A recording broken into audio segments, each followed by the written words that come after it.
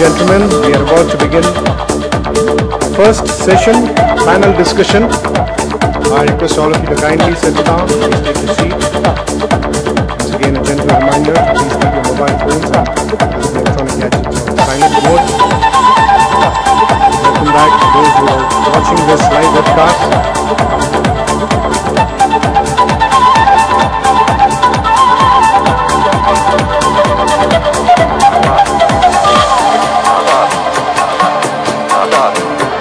Welcome back, ladies and gentlemen. We begin the first business session, panel discussion on the theme, what do businesses expect from HR in 2013, a CEO perspective. I now invite the moderator of this session, Mr. E. Balaji, Managing Director and CEO, Randstad India Limited, to please take his place on the dais.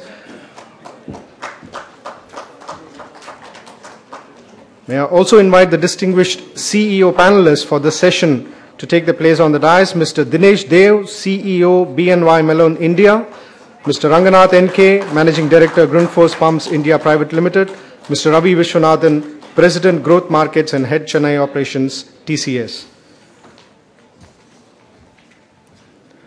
Very warm welcome, gentlemen.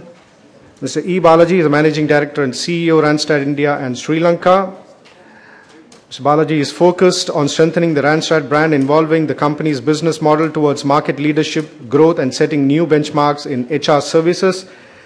With wide business acumen, Mr. Balaji is recognized as the HR thought leader with exposure to several industry sectors. Mr. Balaji will be moderating this panel discussion. Mr. Dinesh Dev is the Chief Executive Officer, BNY Mellon India. BNY Mellon India is a strategic growth center for BNY Mellon and now delivers a wide range of multi-sector financial services processes for all the company's investment management and investment services businesses to a global client base across more than 100 markets worldwide. In this capacity, Mr. Dinesh serves on BNY Mellon's operating committee in addition to the Asia Pacific Operating Committee, and also serves on the board of directors for BNY Mellon's India's legal entity.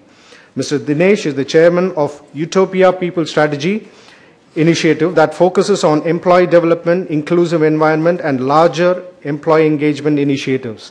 He is also a member of the Global Diversity and Inclusion Council. Welcome to you, Mr. Dinesh. We also have with us Mr. Ranganath N.K., Managing Director, Grundfos Pumps India Private Limited. He joined Grundfos from the inception in 1998. A mechanical engineer from College of Engineering, Guindy, a postgraduate in business management from XLRI Jamshedpur. He has over 28 years of experience covering marketing, sales, design, project management, finance, and HR. His job has necessitated travel to many countries, and he has been involved in technology transfer to India from other countries. Grundfos India, under his leadership, has been very successful and has the distinction of having one of the first green-rated buildings in India. Welcome to you, Mr. Ranganath N.K. We also have with us Mr. Ravi Vishwanathan, President, Growth Markets and Head Chennai Operations, Tata Consultancy Services. Mr. Ravi Vishwanathan is a Tata veteran, have joined the group in 1987. He is currently the President TCS with regional responsibility covering the regions of Japan, China, Korea, Asian nations, India, Middle East, and Africa. He is also responsible for the work done in the public sector government space worldwide. He has 25 years experience and has performed numerous roles within TCS. Mr. Ravi Vishwanathan has also been a key member of TCS strategy formulation teams and a key member of the TCS think tank. He was actively involved in the TCS IPO exercise in 2004 and was a key architect of TCS internal systems. Ladies and gentlemen, I now hand over the session to the moderator, Mr. E. Balaji.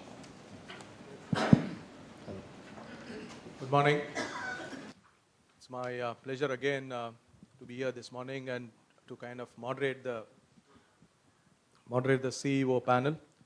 We have a very distinguished panel members. As you could see, it's from a fairly diverse industry sectors. We have somebody from a company, a Danish organization, a large company who's always been a part of this company for the last 14 years, almost the founder CEO of Grundfos in India. We have Dinesh Dio, Chief Executive of BNY Mellon, who was kind of almost part of the startup team and built the organization in India to almost about 4,000 people in Pune, and now they have a new setup in Chennai. And we have Ravi, who belonged to a company with about 250,000 employees, 10 billion organization, one of the most respected, established names in IT sector, and also a preferred employer. By the way, TCS was also one of the recipient of the Randstad awards last year. So we have a very distinguished panel, different companies, different stage of development at this point of time. The way we will do this panel is I will kind of offer some introductory comments, and I would invite my panel members to talk about their context with their companies, their industries. How are they seeing the development of an HR point of view? To begin with, I think starting from what Srivatsram said in the morning, and also the opening comment of Raju Venkatraman.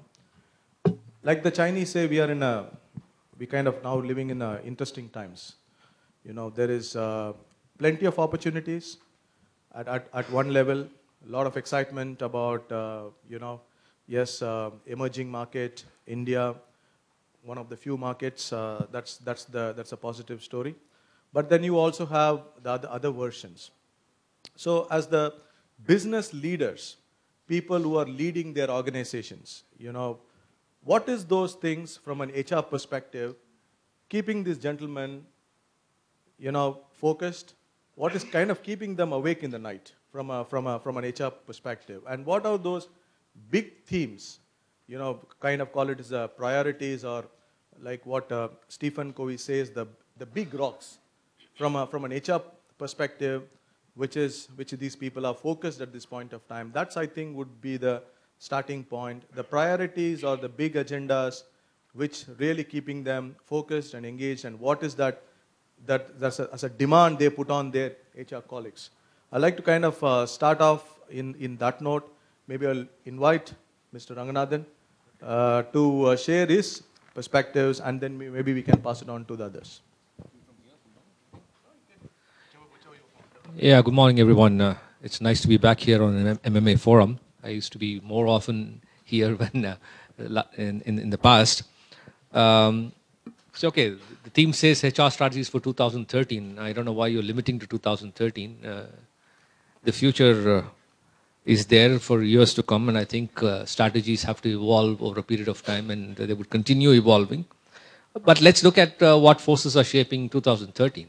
I don't think it's going to be any different from 2012. A flat world, flat growth, perhaps even worse than 2012 and something. I don't think I'm a doomsday specialist compared to Raju, who said that we should always be optimistic. I'm quite optimistic. Even in a downturn, there has to be somebody who does better. And the question is, do you have the pace and do you have the attitude to do better than the others and still be successful? There are economic factors that are going to affect us. There are also demographic factors that are going to affect us. The kind of people we are putting out in terms of technically trained, the number of engineers that come out every year. There are more and more people that will be chasing fewer jobs. Why there are fewer jobs? Two things. One is that, okay, like I said, the economy would be perhaps flat in 2013. Two, most industries, I come from the manufacturing industry, unlike my colleagues who are coming from an IT industry where their natural resources, as Raju put it, are human beings. For us, we probably automate more and more. Not because we don't want to hire people, because on the shop floor, we want consistency in quality if you have to be something of a world-class quality levels or a product. So because of the consistency, we would. And because of the lack of trained manpower. And I want to say, why lack of trained manpower? Strangely, we had a study done in Tamil Nadu, comparing it to Germany and some of the Western European countries. For every one engineer, European countries have about 8 technicians. In Tamil Nadu, for every 2.8 engineers, we have 1 technician. Completely inverted structure. So we're going to have issues with HR. HR has to span the entire spectrum. It's just not educated people that we are looking for. We're also looking at trained manpower with the right skills. So like I said, more people chasing lesser jobs. And there are quite a few people who are not trained enough for the jobs that are existing. Now what does it look like? Demands from the workplace would increase considerably from any kind of organizations. Demands in terms of higher productivity, demands perhaps that you could do more work because you can't afford to get more people in, and perhaps compensation which does not reflect the kind of work that you do, but perhaps will tap into the kind of thing that Raju again referred to, the kind of will to do more for your organizations, because perhaps in the next few years organizations will be able to compensate you at the level of the inflation, or maybe not even that, unless until there are some parts of the industry or some parts of the services industry which can do very, very well in the next few years. How often we have heard this thing, people are our greatest assets. I hear this very, very often. But when I talk to some of the guys like us sitting here, the so-called CEOs, I don't think they even know what it means. Because in their priority, I don't see people are great. They don't walk the talk. Let me be very, very brutally honest in this. The shareholders come first, the banks come next, and then your customers come after these two, and then finally the employees come. And that is something strange. Then why do you say that people are your best assets or your most important assets? And that's something that has to undergo a change, because we still have to get a kind of transformation in the mindset of people, and that goes for HR managers too. Exactly the same, the HR heads, okay, we now try to sort of do some fancy things in our own organizations. Okay, why do we call it human resources? You know, guys like me who are sitting at the top, they have no other work to do, so we come up with names. So we called it people and strategy. Thinking that because we call it people and strategy, HR will be involved in strategy. Sorry, it did not happen. HR happens to be, at best, in some cases, an in-house recruitment agency or a troubleshooting agency. If you go beyond it, something which motivates the people in the workplace by having little events, so become an event manager. So, where is strategy in all this? The more and more I talk to people of my own kind at the CEO level or the head of the HR or people in strategy, whatever you want to call it, the more and more I'm convinced they simply don't even seem to have the mindset to link strategy to human resources. There's more that is being spoken than being done. How do I see it? For me, I feel that in the years to come, the human resources guy has to be proactive and drive strategy. If we really think human beings are our best assets and they are the ones who are making the difference, then the head of HR is the person to be driving strategy for the company. How much of his vision is embedded in the company's vision, in the business vision, is the most important part of what I would be sort of looking at. And this is where I would sort of, I know that a lot of you are from the HR field, I would seriously advise you to rethink.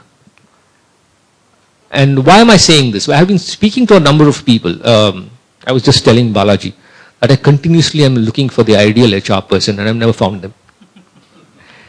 I'm sure people look for the ideal CEO and they'll never find them too. So that's all right. At the most we do what is best that we can under the circumstances. So what we are looking for is somebody who can really understand the strategic aspect of it, and at the same time has the ability and the skills to execute. If he can't execute, he or she can't execute themselves, at least they have the vision to hire the right kind of people who can execute. Today's situation is you have, you borrow words from Raju, great intent, very poor execution. And that's a problem not just with HR, that's a problem with this country. We either live in the past, we say, glory, 5,000 years ago we were the richest country till about 400 years ago. And 40 years from now we'll be the richest country. Who cares? You and I don't live 40 years. I mean, some of you may be living 40 years from now. I'm sure not. For my age, I'm not going to. Yeah. So who cares about what is going on in future and what's happening in the past? We are thinking of now, today. So are we making that difference? And this is exactly what I ask people. And I'm not going to split HR and the rest of the management team. We are a management team. It's teamwork today. Brilliant individuals are fine for R&D. And yesterday or day before yesterday, I was listening to a professor from a Jewish professor from the US. And when he was asked, he says, a brilliant individual whom you cannot trust, it's best if you have him in your company, put him in a cage, give him bananas, ask him to deliver, but don't put him out on the corridors of your company because it will kill the company.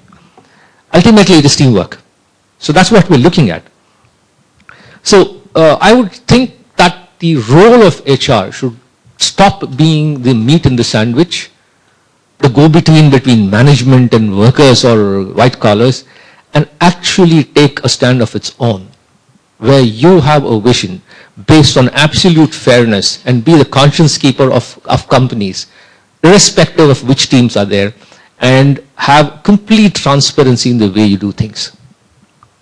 Very often I find HR trying to score brownie points either with one spectrum of the company or with another spectrum of the company. Other end of the spectrum, either it is management or white collar, blue collar.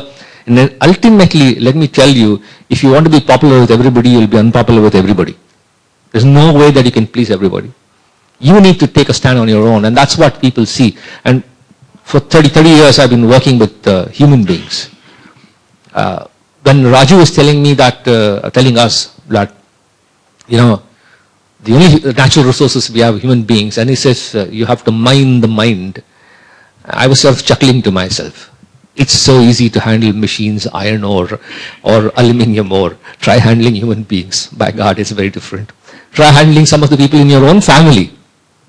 You go completely crazy, kind of. So imagine trying to handle the minds of 250,000 people. It's mind-boggling. I have 300 and I still say, oh, how the hell do I handle 300 people? So this is the kind of thing that we're looking at. So it has to be, I would say, take the position of a conscience keeper of the companies that they operate in.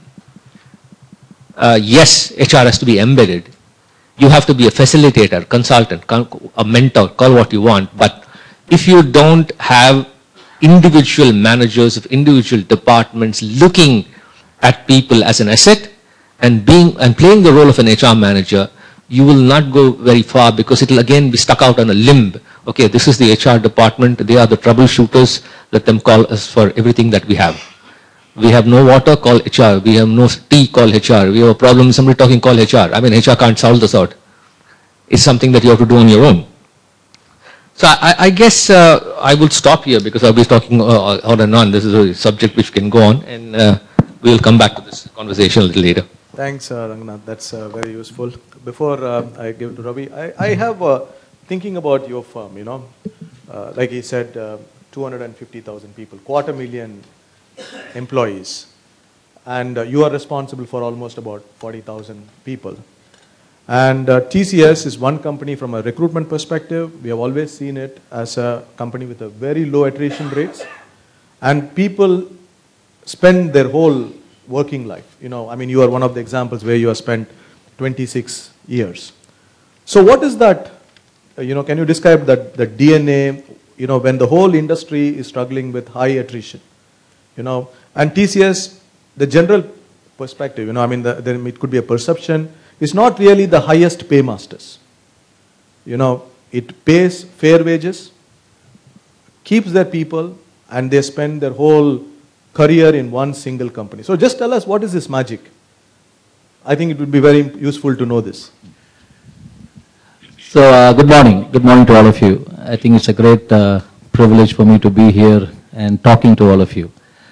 I have to tell you a little bit about TCS, right? So we have this gentleman called FC Kohli. if all of you or some of you have heard of him, we call him the father of the IT industry. So one day I was talking with him. It's always very difficult to have a conversation with this gentleman. He's an incredible intellect. He's now close to 80 plus years old, and even now, if I'm caught in the lift with him, that 30-second ride seems like 3 years. And he will flood you with all the latest technologies. Unbelievable person. So one day I was telling him, somebody had asked me the same question. And I asked Dr. Kohli, sir, everybody asks me this question. I'm sure a lot of people have asked you this question. And this is what he had to say. And I don't know whether he meant it seriously or whether it was a humorous crack. But he said, Ravi, the key is keep everybody intellectually occupied. They will never have the time to type their resumes. So I guess, in a way, that embodies what the DNA of this organization is. It's been an organization where there isn't too much of free time. You just don't sit there and solve a crossword puzzle. We have other crossword puzzles to solve. When I joined TCS, I don't think I ever dreamt that I will be part of an organization which is 246,000 employees as we speak today. I don't think I ever dreamt of that. We were only 20,000 employees 10 years ago, or 12 years ago. So we have grown pretty rapidly over the last decade. And I think fundamentally we started believing that we can manage scale when we crossed 100,000 employees. So once we crossed 100,000, we said that is going to be the limit, right? We can't grow beyond 100,000. And next year we went to 130 and 160, and then we stopped talking about scale. And some people ask me, are you going to be 500 million people? I don't know, right? Maybe we would. If there's an opportunity, why not? Because I think what the keynote speaker said today is that this is a country of immense potential. And if we have an opportunity to go out there and capture that potential and be able to convert that into, beyond the potential energy, I think that will be a phenomenal opportunity. We are right now in a period where there is, people are now talking about, today is the 20th, is it 19th? Okay, so some people say day after tomorrow, the end of the world, right? So maybe we just need to enjoy the next 2 days. But, it's not doomsday really, right? So if you look at corporate America, they have produced the best results. Believe it or not, go and look up. The top 10 companies have produced more profit than they have ever produced. And believe it or not, that is true in India too. The top 10 companies have made more profit than they've ever done. So is there a problem? I don't know if there is. And I think good companies or great companies, whichever you want to look at it, whichever way you want to look at it, find a way to manage the situation. And I'm sure that is where the learning is. Can we look up and look at these companies, what are they doing differently, and see how can we emulate some of them and incorporate that in our practices. So I went to one of the largest mining companies in the world, which has its headquarters in Perth. And we went and met the CEO, and the CEO says, and we were talking about what keeps their business alive. And he said, look here, the world is requiring resources, so I don't think there's a challenge there. We're going to mine more and we're going to sell more. But we are really looking at innovation. How can we foster innovation? And why we are talking to TCS is we know that you're not a great company when it comes to understanding mining technology, but we want to understand what makes you tick, and is there an opportunity for us to learn and apply those practices. So we are in the services business, and every employee, as Ranga said, is our asset. Somebody said, our asset walks out of the door every morning, and we got to count them when they come back in the afternoon after the lunch break, because that's the level of attrition we used to have at one point in time. So what's the level of attrition? Sorry, we have not counted today's stock as yet, right? So that's what it used to be. As we started growing, I think the fundamental, Balaji was asking, you're 250,000 people, how do you manage yourself? The trick had been, we took very serious feedback from customers. So when we started growing, customers started asking us, God, you're 100,000 people. Will you become slow, bureaucratic? Will it take a lot of time for you to take decisions? Will I be impacted by the way your people would react? And we kept looking at it and asking the question, what do we need to do as an organization? So we broke the company into very small units. We actually run an organization which has got maybe 115, 120 customer units, which generate almost 80-85% of revenue. So if I can manage 120 units or 120 people who manage those units, I think then we secure 90% of the business. And if we can spend a lot of time and energy in looking at how do we foster the competency, because in this business, I grew up as a COBOL programmer. God, if I were asked to code today, I'll die. I have no clue about the new technologies. I can talk about it for however long you want me to, but don't ask me to code, right? So I think the technology keeps changing. Somebody has to keep on looking at the technology. Somebody has to keep on investing in creating that competency, creating that ability for us to quickly react to a situation. I think that's what we have done well. And what is the role of HR? Sometimes I wonder, who is HR in a services business? Who is HR? And what is HR's role, right? So, sir, HR has to recruit, train, build competency, deploy people in projects, and as they finish their projects, we got to move them to other projects, and then we'll have to take care of their family. All of this is what I grew up to HR, right? That was 1990s. I mean, today that's absolutely irrelevant, because what is required is that every supervisor has to be in the services business a HR manager. If I don't know what is happening in my direct reports family, God, I am not fit to be that person's supervisor, period. My CEO calls, he knows exactly, he will call me and ask me, how is Apurva, she was sick yesterday, because he would ask me. And that is what keeps going. And I was telling Balaji, this company is like a family business, right? I have grown in this company 23 years. I know every peer in my company, I know their family, I know their children. And I can relate. And sometimes I can just ask that person to step in. He will have nothing to do with the business that I do, but he will step in for me because he knows that I have a situation. And we need to, if we can create that familial culture in every small unit, then I think there will be a great opportunity, right? The other thing we have to recognize is in our business, the average age keeps going down. And that's the beauty of this business. If anybody asks me how old I am, I just don't subscribe to what Ranga says. In 40 years, I may not live. I work for, I work in a company where the average age is 24. You can go and figure out where I am, right? I don't need to tell you what my age is. So 24 is the age, Ranga. I think that way. And 70% of our employees are Gen Y. They probably don't use email anymore.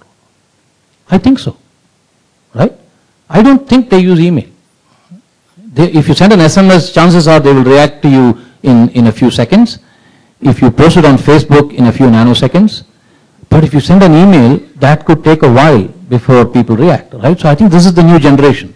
So last year, we launched a program. We call it Vivacious TCS, right? And the Vivacious TCS was really about saying, how do I energize this 70% of the population? So we were having a leadership meeting, and our CEO stood up and said, guys, we are the minority here, and if we are forming the rules, we have a big problem, right? Because we are going to form rules which we think is applicable to us and not to the 70%. So I will give you this. This is a real story. I guess it's an oxymoron. But, this happened about 5 years back. And this HR person came and said, the event management that you spoke about. She comes, she must have been 25, 26. And she came and said, Ravi, do you think we should have a Valentine's Day party in the campus? I mean, I was completely flabbergasted. How dare? Come on. Are you kidding? And I absolutely rejected the proposal. I just said, to hell with that. We're not going to have a Valentine's Day bash in TCS. And I kept telling myself, God, what is this middle class value systems and where have we gone? But what I failed to realize, and I'll say that because what I failed to realize is that pulse of the people that 70% is different than the pulse that I hold in my finger. And that is very important for us to recognize. So the Vivacious TCS program was really about saying, I want TCSers to just forget going into a desktop and pulling down all these archaic screens and entering timesheets and saying how many hours did I code and how many hours did I test. Did I put the defects in there, and I want to capture defect by the number of code, and put all of that on a mobile application, because these kids are very comfortable doing that. And guess what? We just brought about 300 kids from the schools, or from the colleges, and said, whom we had just recruited, said, you are going to be the team which will build this. And we have a phenomenal platform called Knomi, K-N-O-M-E, okay? And this is the Facebook of TCS. So people write anything they want, anything, just like you would find in Facebook. So give them a medium. And they'll also say, hey, you know what, I ran into this problem with this code, can somebody help? There'll be 10,000 people who would put a reply, right? I'm in front of this customer and this customer asked me this question, do we have references? And real time on Knomi, we are seeing this transformation happening, because this is the new generation. Stop asking them to go to a knowledge management platform, logging in with some cryptic passwords, and then it'll wait for 2-3 minutes, and then it'll go through 7 levels of authentication. No, I'm not sure if I can share this information with you. This is confidential. That's my power, right? If I have knowledge, the power resides in me. And if I can prevent that young guy from knowing that, I continue to retain that power. And this platform has just completely demolished these powers, and there are people who are contributing every day. I love to open Knomi as I get to work. It's a 45-minute ride to go to my campus, and I will open Knomi and I look at it, and there'll be so many things which will be trending, right? This technology, somebody who talks about robotics, somebody who talks about humanoids, somebody talks about what's happening in the field of biotechnology, and it just enriches my own information base. And of course makes it very interesting to talk to my customers who are in those related businesses. I learn far more than I've ever learned through traditional platforms than what I have done on Knomi. I think there's a new generation. There is a new generation. We have to recognize that. They are extremely talented. They're extremely, extremely hungry. They are very, very ambitious. They are very impatient. And if HR can figure a way to coach the managers to manage this population, right? How can I get a controlled aggression out of this set of phenomenal talent that's available here? Then I think we'll continue to grow much faster probably than what we are today. Let me stop here. I guess there'll be a lot of questions. We'll take them there. Thank you. Thanks, Ravi. Some of these themes I would like to kind of come back. Some very interesting comments on GenWise. Social media, and the forums by which open communication is possible, because it has its own advantages, disadvantages. So because it is we have to I'll come back to you on this.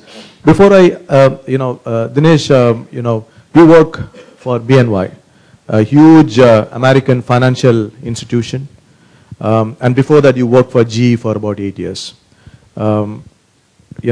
Ravi spoke about TCS, the family-like culture, informality, people know each other and those kind of things. So in a way kind of describes what I would call as the Indian values, family-like, good bonding, those kind of things. Whereas as part of a large international company, where processes, controls, governance, risk management, audits, these are all very, very important for a banking company like yours. In those scenarios, what are your HR challenges, and how has been your journey, having worked with, earlier with GE and now with BNY, and what is happening to the entire banking industry globally? The first challenge that I had, and this is 2004, when I'm one of the first 25 employees of Mellon, how we started here. And when we were a startup, the first question I used to get was whether people in India will be able to speak in English with us. And that is where actually we have started. And Mellon was a East Coast based American company.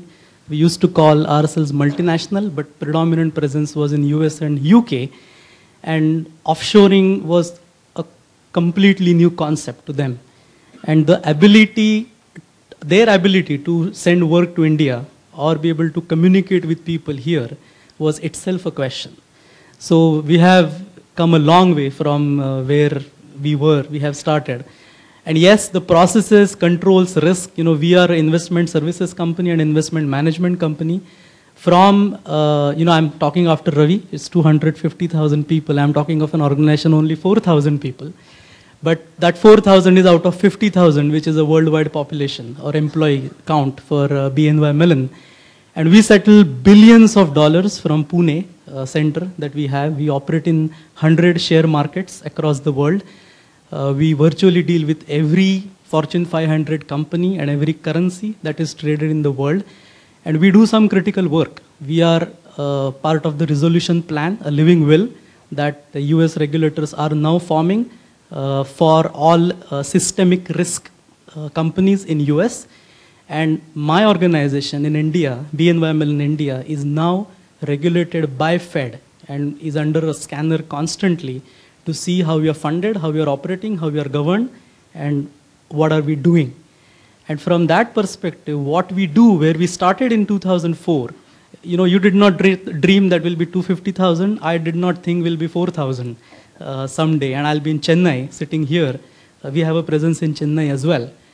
Where we have come, India has a huge potential. Where I started, it was rule-based, non-value-added, low-end work that would be sent to Pune. And to be fair, that was the time, that how it started. But today, you can think of any operations that we do in securities market. We are the largest custodian in the world. It is said that there are 100 trillion worth of securities in the world. We manage 27 trillion out of that. And most of that is now being done from India. So the complexity, enormity of what we have been doing and growth from 0 to 4,000 has been phenomenal. And that is part of the human capital. I'm a strong believer of that. And that is why it is becoming possible.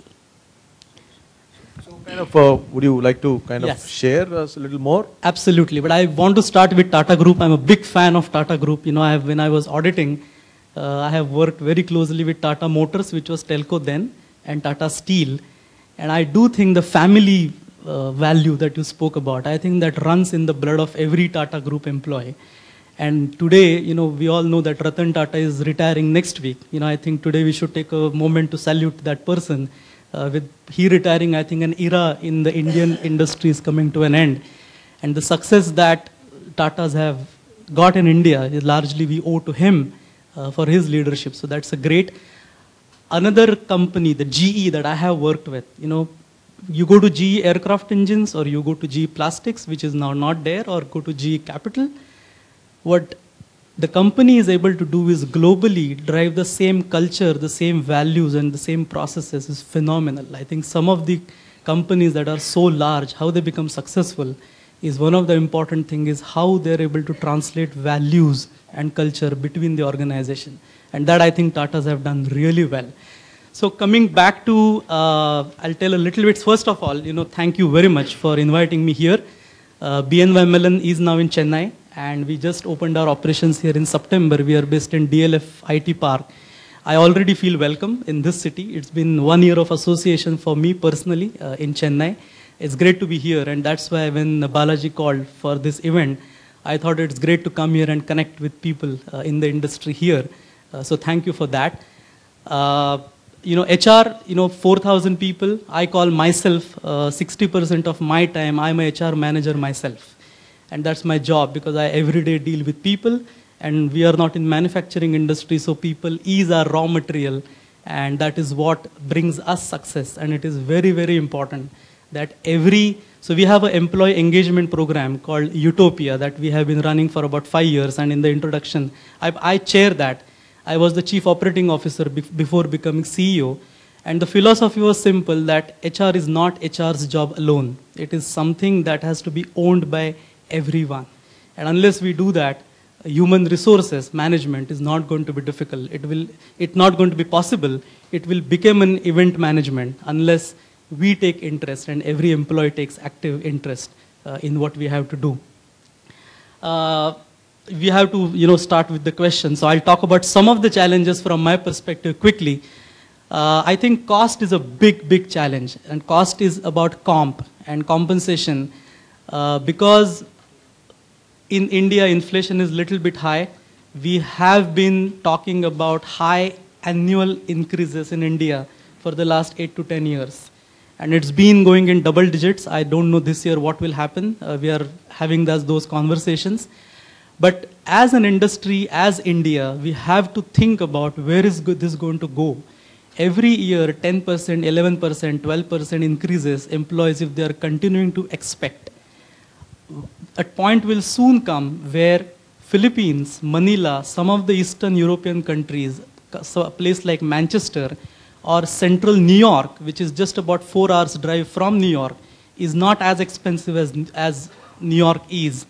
They will become viable options, and a golden goose that India has got because of telecom revolution in the form of a BPO industry or IT industry, we will lose that big strength that we have in terms of cost. But every year I am a culprit of that as well. I sit with my global comp partner telling Deutsche Bank is giving X, Nomura is doing Y, JP Morgan is doing this, industry is going in this direction. I need double-digit merit increase as well, because otherwise we lose competing advantage.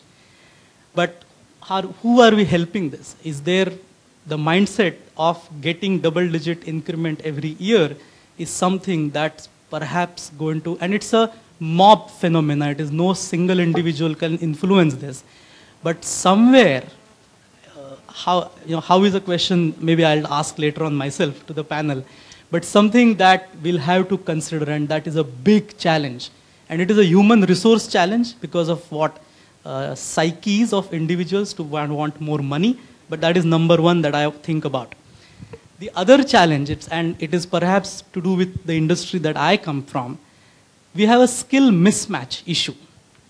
At a lower level, we employ postgraduates, MBAs, to do work that in the original location in US perhaps was done by their undergraduate.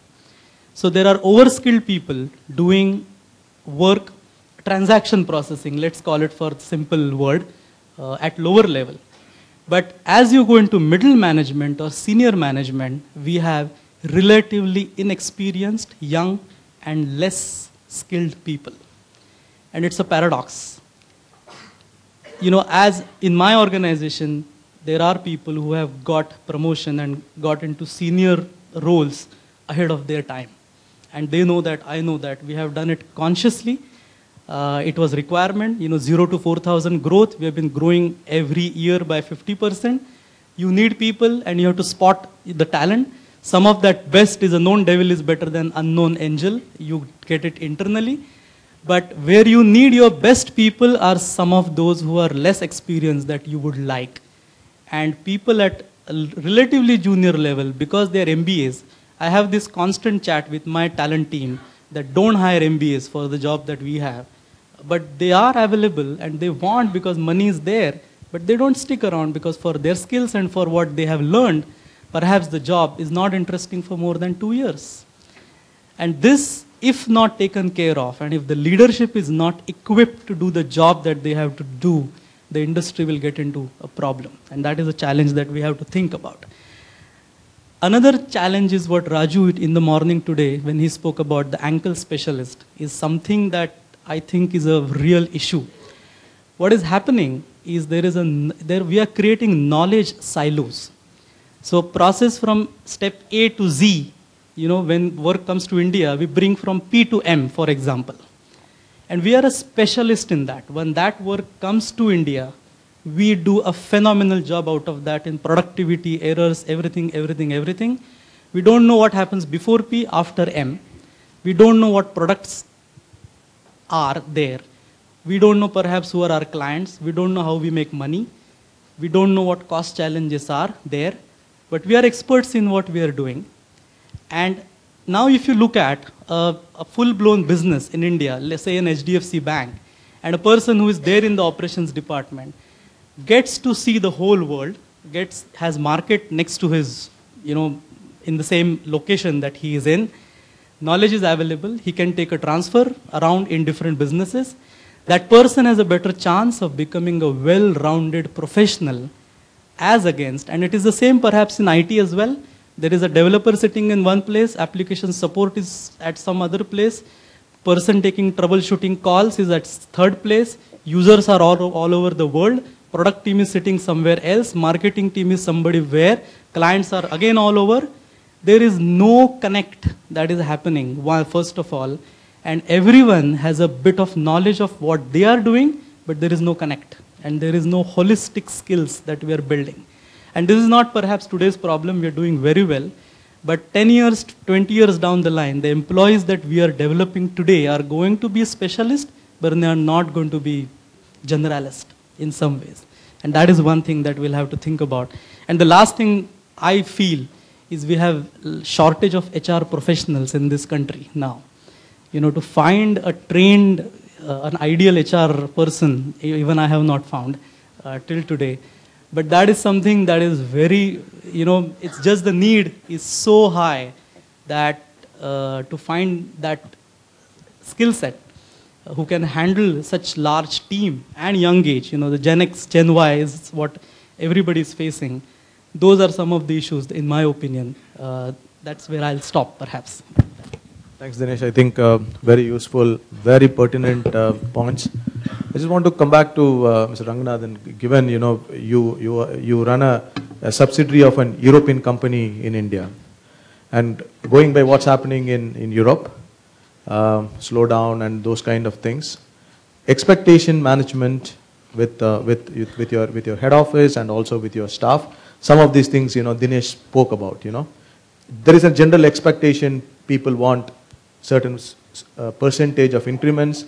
But if you go and speak to your head office in Europe, they will say, okay, everybody gets 1% increase or maybe no increase. So how do you, as a CEO of your firm, how do you handle this? The one that comes to my aid is the inflation that we have. So you knock off the double-digit increment from that, the inflation, you're still at single-digit increments. So this is something that I use quite effectively, saying that, okay, if you're compensating for inflation out there. The other thing that comes about very simply is if you equate it to the euro or the dollar, the increments are insignificant. So you still have that little bit of advantage in India. But I have to get back to what he said. At the rate at which we are going, it's already BPOs are moving to Philippines, they'll move to Indonesia next. I could see that I was in Poland a couple of times this year, and the costs in Poland are lower than in India for actual material, not necessarily the IT guys. Okay, they may not have the kind of IT knowledge or the IT skills that we have, but how long does it take? I'm sure there'll be Indians going there and setting it up like they did in China, because it makes a lot more what you call sense for a TCS to say, okay, I'm going to stop hiring in India because you guys want too much money. Let me go set it up there. So we're going to kill ourselves by doing this. This is something that would come up, definitely. And Ravi, I think the earlier comments that you made about this, I'm sure that we have a separate panel on social media, but as a business leader, because the feeling is it's a double-edged sword. One is a lot of transparency, a lot of information, you can reach across, you can break down those barriers, but the downside is the preparedness of the organizations to deal with negative feedback, something which 10,000 people in the company knows about it, and the maturity and things like that. So, how does firms like you, and what are your thoughts on this? Because what is perfectly working for somebody, and how much companies are prepared and equipped to handle the downside of it? I just want your comments. I think we have to change our mindset. If you look at what Facebook has done, you can be in the business of making soaps, or you can be in the business of making pumps. You're going to have customers who are on Facebook. You can't control that. And they're going to put things out there, and you have a choice. Do you want to listen to them? Or you can say, you know what, there's one guy out there who says that my pumps don't work or my soaps are no good. You can make that call. But it shouldn't be at your own peril. I think that's where management has to probably look at the data and be able to look at the intelligence coming out of the data. If I have a very loud echoing voice which becomes a noise, we better figure out how to put a dampener and pull out the noise, right? It's very important. We cannot just say we will block the channels. I think that era is over. You know, I mean, the government can probably come up with an IT policy which says you can't have that, but I think that era is over. It's very transparent. We don't have too much choice on the channels that people are going to select to give feedback. And I think this is a phenomenal tool. Organizations who will embrace this, I think, as we have found in the last 8 months, we probably, I don't have the statistics, but because I log on to this platform, it's logged on most of the time, I would find maybe 3 negative remarks for every 100. So we are talking about an opportunity to transform the organization. And it gives a platform for people to put their views, you know, and people are taking, I would say, positive actions. So somebody said, you know, I went to this place and the Wi-Fi is so bad, it's embarrassing to even take a customer into that center because the first thing today people expect is to have a Wi-Fi. Is that positive, negative? 5 years ago, I would have probably called this guy and said, get your employee number and come here, right? But things have changed. We need to figure out that's the voice of the employee. So I think the voice of the employee is very, very important. And it gives you a platform too, right, as management, to talk. So I think these are things which are good about the social platform. So there's another thing which, you know, do we have time? So, okay, let me take a minute. There's another thing which is very interesting and which has evolved in TCS. You know, it's no secret that my CEO is a marathon runner. And he's inspired a lot of people to run. When I say a lot of people, I mean a lot of people. There are, I think now, close to between 10 and 20,000 people who run in the organization. We had a Chennai marathon recently, and I was flooded with about 2,000 people who wanted to participate. And why I bring that, I think we are really, one of the things that we worry about is health and safety. We really worry about it because this is a very sedentary job. People are looking into their computer screens for 6, 7, 8, 9, 10, 11, 12 hours a day, and maybe 6, 7 days a week. And we need to find a way that people can get out there. And a lot of people started running. I went to a customer organization in San Diego. There's a big sign which says, they had the San Diego Marathon the day before. Big sign which says, welcome the XYZ company runners. And a big footnote which says, and thank you TCS. I was wondering, I thought we probably sponsored the marathon or something like that. I just came to know on that day, out of 30 people who work in that customer organization from TCS, 22 of them ran the marathon, right? So it's a huge change which is brought about because we have somebody who runs that. And then we launched a program called Fit for Life. And Fit for Life really tells people, you know, get out there and run, swim, cycle, whatever. And we provided a vivacious platform on a mobile where people can download the app and you run and it gets into a corporate database. And then there are targets set for that too, by the way. So the CEO last year in the sales conference said, we want to register 1.5 million miles in 12 months. We are way below the target, but the fact is we are 1 million plus miles as an organization. It's not much if you look at 250,000, but the fact that people are suddenly waking up to this and saying, no, Fit for Life is not just about some vivacious program, it's really about yourself. And there are a lot of phenomenal stories. So every time my CEO would say, so Ravi, how many kilometers did you run? And I'll say, pick a number from 0 to 1, right? Because, you know, I come from that age, my knees will hurt and all that, right? Until one day, I went to Asia Pacific, we had this big event and the HR manager spoke about how many miles my unit has run. And I felt pretty dwarfed. And this young trainee walked up and said, sir, you know, the leadership system at TCS is so inspiring that all of us are running because we are very inspirational leaders. I don't know whether it was a sarcastic jibe, but trust me, I started running. So I started by walking 5 kilometers a day, and I've now increased it to 8, of which 50% I run. And I didn't believe that I can run even half a kilometer. I think there are a lot of things that we can learn from the next generation. And if we look at all of this positively and channel it, I think the energy is just enormous, enormous. So that's wonderful. I think given, we have a paucity of time and we have our next panel members ready, if, the organizer permit, maybe few questions we can take from the audience. Is it? Yes. Yeah. So, maybe we can open the forum for few questions. You can direct your questions to any of the panel members.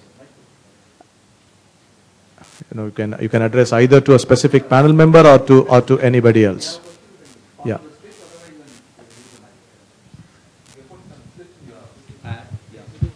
Yeah, you can. Yeah, I think there is somebody asking there. Yeah.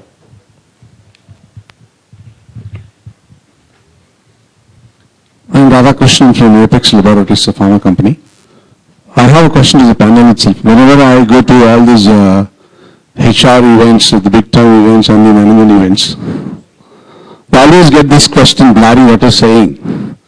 Having found the ideal HR guy, it's almost become a joke.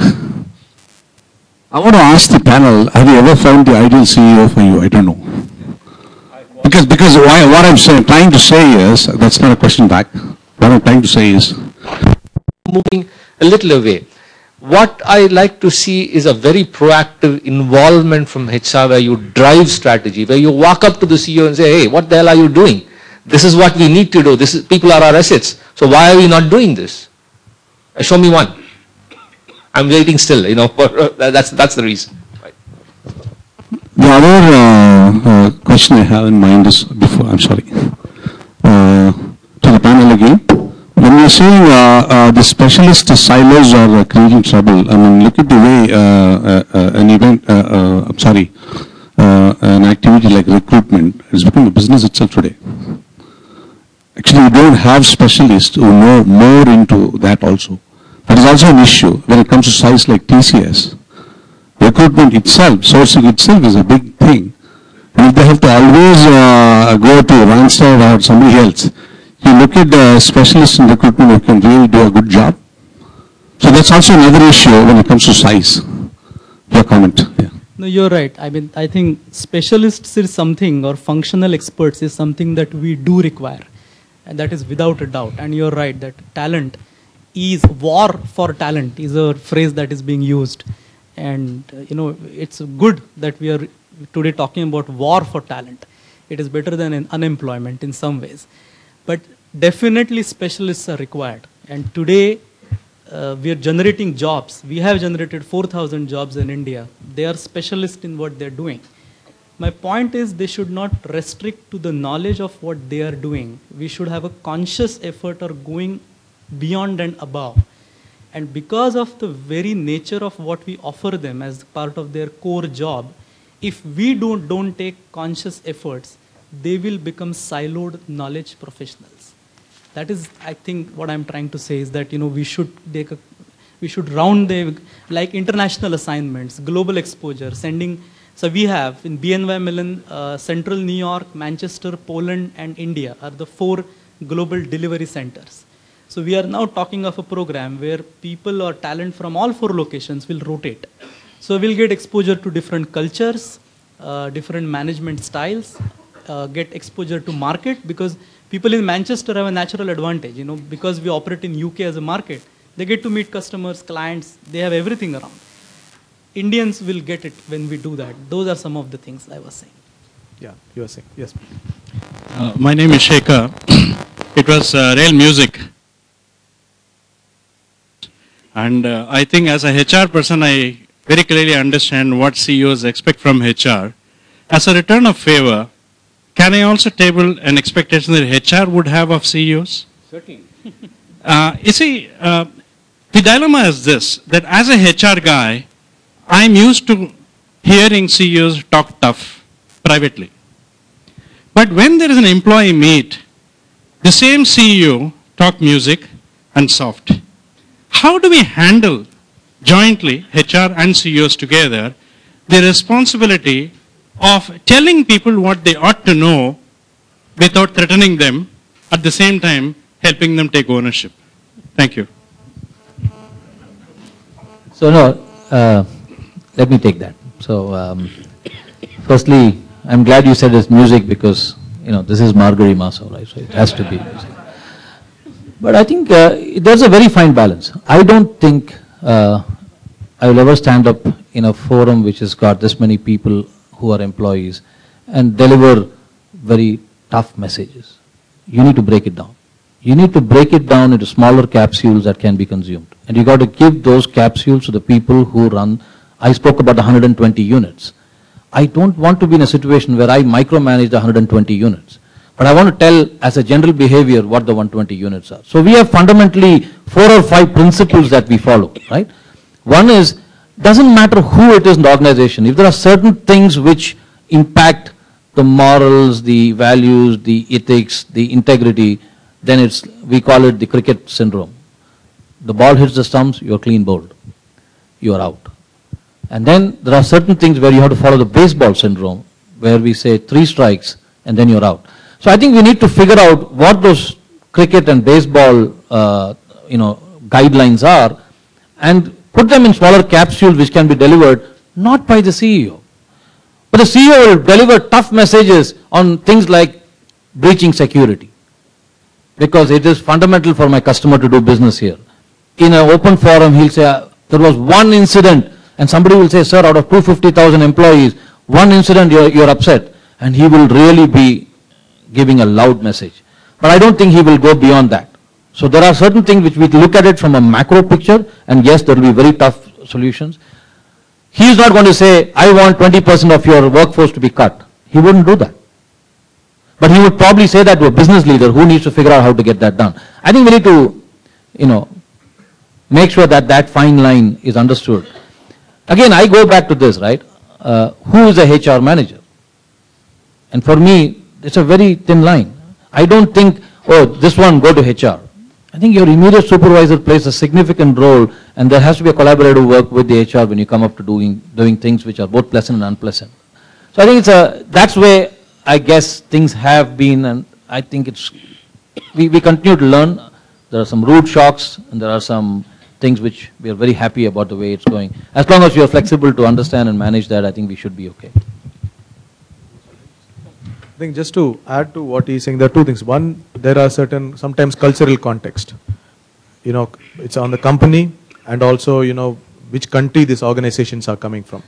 Some companies, some cultures are known to be very blunt, very upfront, very direct.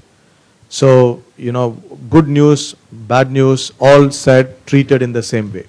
So they just wanted to communicate it and directly. Whereas sometimes some companies say, okay, CEOs don't want it to sound very pessimistic, because it will kind of have an impact on the morale, because every words, every action of the CEO is very closely watched for messages said and unsaid. So sometimes they try to moderate this, kind of keeping the morale of the company. But I have come across CEOs even in very big town hall meetings, absolutely blunt, very direct. They don't care about what happens. So I think the way I see this is sometimes the personality of the chief executives, also sometimes to do with the culture of the organization. I mean, that's how I see this. Yeah. Yes, please. Oh, he already has a mic. Can we give him? Thank you. First of all, there's an explosion of thoughts after listening to you guys. I'm not a HR guy. I'm into information security and risk management. Now, why am I here? Is for the precise thing that many of you just raised. It may be a concern out of place, but I have this very grave concern, which is just airing what the profession is believing in. We are looking at, as you said, the BPO, the entire turf is going to change. Now, I have kids who are kind of educated, not talented, I don't know if I can call them talented. They are here and they are on an EMI-driven life, right? And suddenly they lose a job. And I have a huge problem with insider security. I got kids who are talented. I mean, by nature, they have excellent, intelligence. And if you really see, we have a huge problem with cybercrime, which is growing. and you just can't catch those guys. We just recently handled a college kid, second year kid, who has broken into a payment system, bought something for 5,000 rupees, made sure he paid only 50 out of his bank account. I mean, that's enormous amount of talent, I mean, what I call intelligence. But this guy lost a job, let's say, tomorrow. And we are going to see that once, something like this, when the BPO crashes, let us say, if it, like God willing, doesn't happen. But that's a huge risk that we are looking at. And it arises out of two things. One, failure of value systems. I don't know what to call it, but that's what I like to call it, because at least there is something now which doesn't really put him at saying that, no, this is not right. He's driven by an EMI life. He just wants to get it there somehow. And there are huge opportunity in the cyberspace for him to do that. Now, what is it that we do from an HR perspective? Because believe me, the technologies that we are talking about till today, after BYOD, after, as he says, the mobile apps, is completely going to change. All the principles of information security that we believed in the previous years are completely out now. We don't know what is perimeter now. Now, how do I control if what Gartner 2020 workforce is saying is going to happen? I mean, there are no answers except really trying to understand how do we get across with the HR side. Just thoughts, but I just wanted to have you. So your point is about these kids, the young generation, what we have, the value system, right? I think the answer is value system. And what Raju said today morning, the middle class mentality, if I may use that word, where I come from as well, where I grew up, what we are brought up as kids and the values that we can, I think, my daughter is 5 years old. She's got everything that I did not get in my childhood. So the hunger, what I had when I was growing up, what I want to achieve, I some days think she doesn't have, or she's not going to have, because she's got everything in life. The only thing what we can give is values, and only values will define what they become. I think that's the only answer I can give. This comes from a more systemic issue. I will go back. The issue is there's a huge deficit of trust in Indian society. We don't trust our politicians, we don't trust corporates, we don't trust our bosses, we don't trust our children, we don't trust our parents. If you do not make that change, you cannot build values. Sanskrit saying yatha raja tata praja, it goes very, very apt for this country.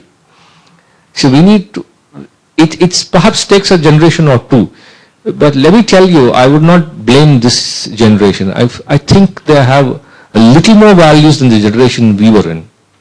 At least I can see some of the younger ones who are strong, what you call views. So we need to work on that. We need to work on that, without which this won't change. Yeah, one last question, I think, if you still have that. Go ahead. So this is out of a personal experience that I've faced.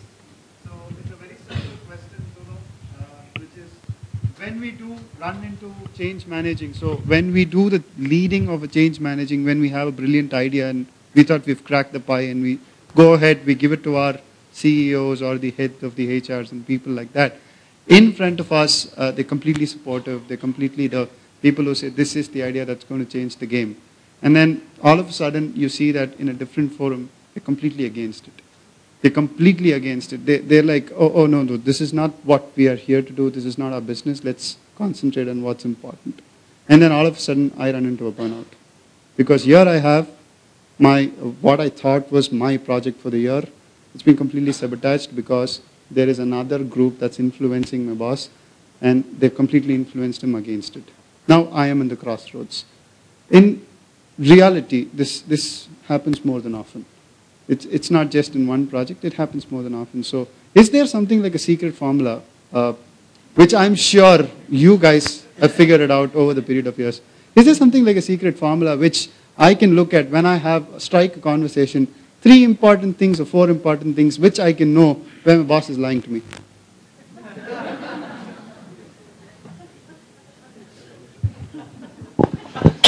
One, yeah, it happens in life. There is no secret formula. I remember just last week I was in Delhi talking on another issue, I said, I hope I get this technology from Men in Black where I can flash this pen and everything is gone and I could start all over again.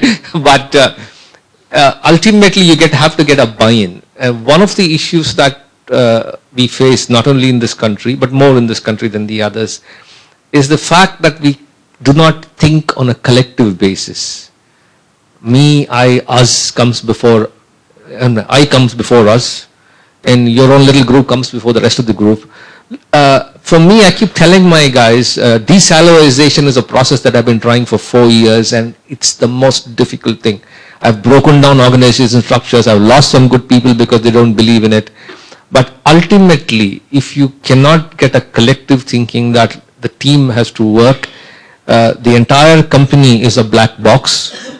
We are here to serve our customers, to pick the order, ensure that we possibly deliver the best service or product at the end. And the entire process is something internal, and we need to run a relay race by hand holding. If you don't do that, this is exactly what happens. And you have to build this culture in an organization where you say that, look, we are all in the same boat. If you rock it too much, it's not just a few people who are going to sink, the whole boat is going to sort of go over. And that is something that you build over a period of time. There is no what you call a secret recipe for this. Okay, so what business expect from HR in 2013? Obviously, you know, it's a big agenda, and I believe the first opening panel just triggered a discussion, touched on few aspects of it. Obviously, you know, in a matter of 60 minutes, you cannot find answers for everything. So our objective is start a dialogue, start a discussion, and I'm sure our subsequent speakers will give you more insights into those key agendas, what to focus, and how to make 2013 a much productive and better year for the whole corporate India. I'd like to again thank my fellow panelists Ravi, Ranganath and Dinesh, and of course for you audience for the good insights and also the excellent questions. Thank you very much. Thank you, gentlemen. Thank you, audience, for making that very lively. May I now request Mr. Balaji to kindly present mementos to our distinguished panelists.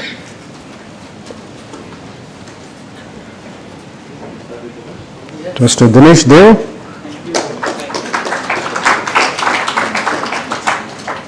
Mr. Ranganath NK.